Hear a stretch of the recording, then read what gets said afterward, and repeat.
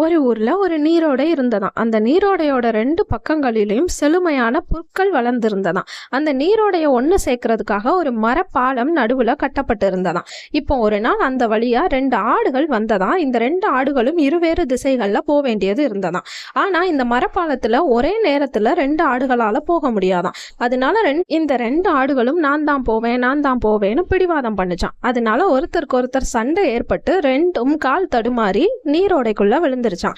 இப்ப இதே இடத்துக்கு இதே மாதிரி இன்னும் 2 ஆடுகள் வந்ததாம். அந்த 2 ஆடுகளும் இதே மாதிரி இருவேறு திசையை கடக்க வேண்டியது இருந்ததாம். ஆனா அந்த 2 ஆடுகளும் ரொம்ப பொறுமையா விட்டு கொடுத்து போலான்னு முடிவு பண்ணி ஒரு ஆடு அந்த மரப்பாலத்துல குனிஞ்சு இன்னொரு ஆடு அந்த ஆடை மெதுவா தாண்டி மறுக்கரையை அடைஞ்சதாம். இந்த மாதிரி 2 ஆடுகளும் இப்ப சந்தோஷமா புற்களை மேய ஆரம்பிச்சுச்சான்.